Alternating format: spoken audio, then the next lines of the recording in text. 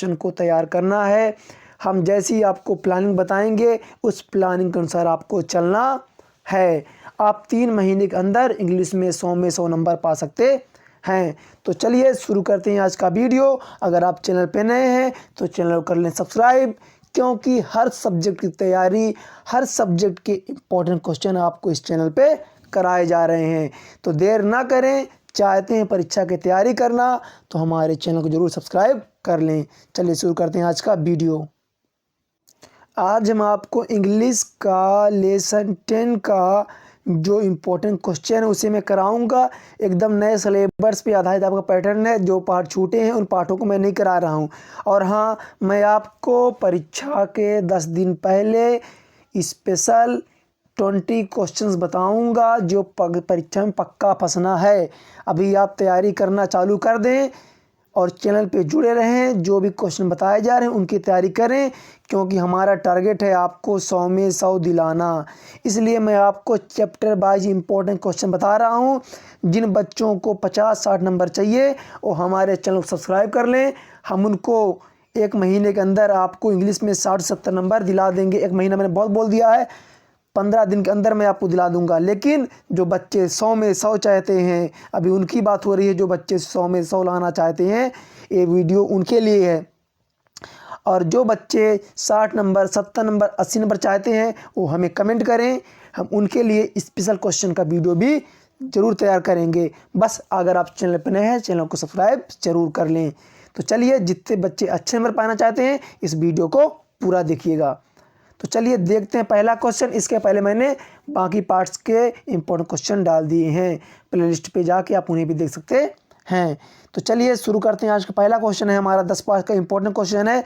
एक क्वेश्चन आपका कई बार पेपर में पूछा जा चुका है। अगर आपको यकीन नहीं है तो आप प्रीवियस ईयर के पेपर उठा के देख सकते हैं।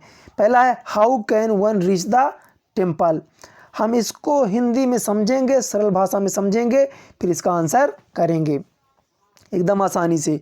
तो पहला हमारा क्या है क्वेश्चन है कि हाउ कैन, क्वेश्चन क्या है आपका कि how can one reach the temple. How मतलब होता है कैसे, कैन मतलब सकना, वन यानी कोई, यहाँ पे एक बात, रीच मतलब पहुँचना, टेम्पल यानी मंदिर, यानी कोई मंदिर कैसे पहुँच सकता है।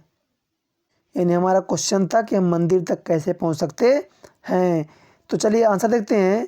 तो आपको क्या करना है, पहले तो आप क्वेश्चन लिखना। देखिए वहाँ यहाँ से लिखें वन, फिर लिखें कैन रीच द टेम्पल। इतना तो आप क्वेश्चन लिख देना कि one can reach the temple. देखिए मैं आपको एकदम आसान भाषा बता रहा हूँ।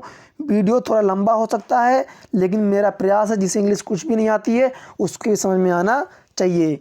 मैं चाहता हूँ कि आप क्वेश्चन याद ना करना पड़े, आसानी से आप लिख सके बिना याद करे। देखिए यहाँ पे पहले लिखिए वन, फिर कैन रीच द टेम्पल। यानी इतना तो हमारा हो गया भैया, देखो पेपर से हो गया। इतना हमने क्या कर लिया, क्वेश्चन लिख लिया। अब बाकी क्या करना, बाय क्लाइंबिंग न्यूमरस स्टेयर्स। आपको सिर्फ कितना याद रखना है कि by climbing numerous stairs. Stair मतलब होता है सीढ़ी, न्यूमरस का मतलब होता है अनेक, क्लाइंब मतलब होता है चढ़ना। यानी हम अनेक सीढ़ियाँ चढ़ के मंदिर पे पहुँच सकते हैं। तो आंसर क्या बना आपका कि one can reach the temple by climbing numerous stairs, यानी अनेक सीढ़ियों को चढ़ के हम क्या कर सकते हैं, मंदिर पहुंच सकते हैं। तो सिर्फ आपको कितना याद कर रखना है, कितना समझना है आपको सिर्फ इतना समझना है कि बाय क्लाइंबिंग न्यूमरस स्टेयर्स।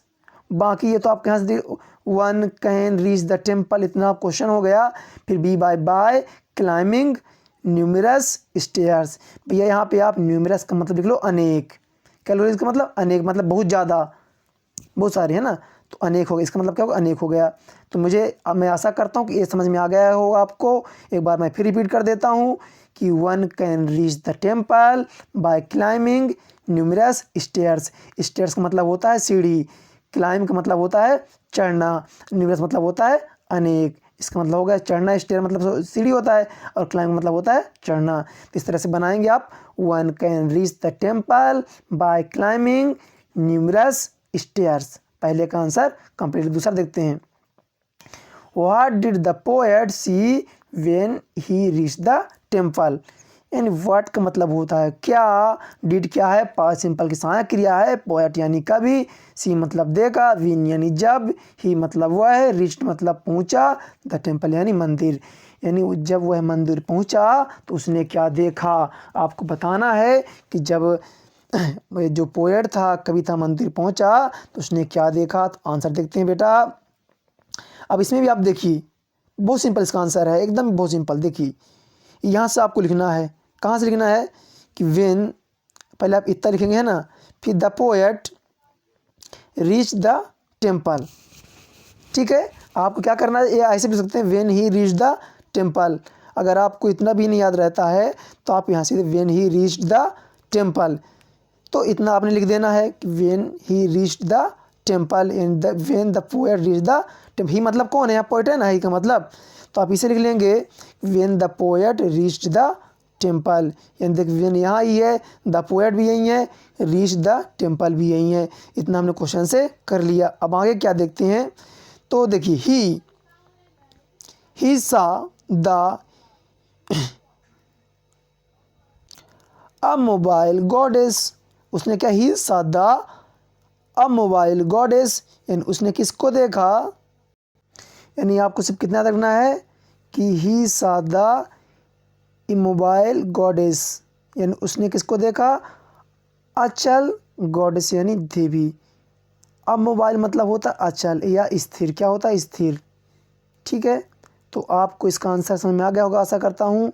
क्या लिखेंगे आप, देखिए आपको सिर्फ कितना करना, देखिए आप यहाँ से क्या करेंगे कि क्वेश्चन तक what did the poet see when he reach the temple, तो when the poet reach the temple यानी when the poet reached the temple, इतना लिख लेंगे। फिर इतना आपको याद रखना है कि ही सा the a mobile goddess, a mobile goddess, यानी इसका मतलब होता है, मोबाइल का मतलब होता है अचल या स्थिर। ठीक है, मतलब उसने किसको देखा, स्थिर देवी को देखा या अचल देवी को देखा। अगला देखते हैं क्वेश्चन नंबर, इसमें सिर्फ आप इतना याद रखें, ही तो आपको पता ही है, सा भी पता है, द अ मोबाइल गॉडेस, इसको आपको याद रखना है। प्रयास करता हूँ जिसको कुछ भी नहीं आ रहा है उसके समझ में आए, इसलिए वीडियो थोड़ा लंबा हो रहा है, तो आप थोड़ा धैर्य रखें, वीडियो को पूरा देखें जिससे आपको याद करना ना पड़े। अगला है what does the poet compare the human body with, यानी इसका मतलब हो जाएगा what does the poet compare, मतलब होता है तुलना करना, ह्यूमन बॉडी विथ, यानी कवि ने मानव शरीर की तुलना किससे की है। आपको बताना है कि कवि मानव शरीर की तुलना किससे करता है। चलिए इसका आंसर देख लेते हैं। हमारा अगला हो जाएगा कि the poet compare the human body. देखिए अभी इतना सिंपल क्वेश्चन है, आपको याद, मैंने क्या कहा था, मेरे यही प्रयास आपको याद करना है। देखिए क्वेश्चन को, what does the poet compare the human body with, तो आपको यहाँ देखिए the poet compares the human body with, इतना आप क्वेश्चन छाप देना है यहाँ से। देखिए आप पूरा एकदम छाप देंगे यहाँ तक, कोई टेंशन नहीं है आपको।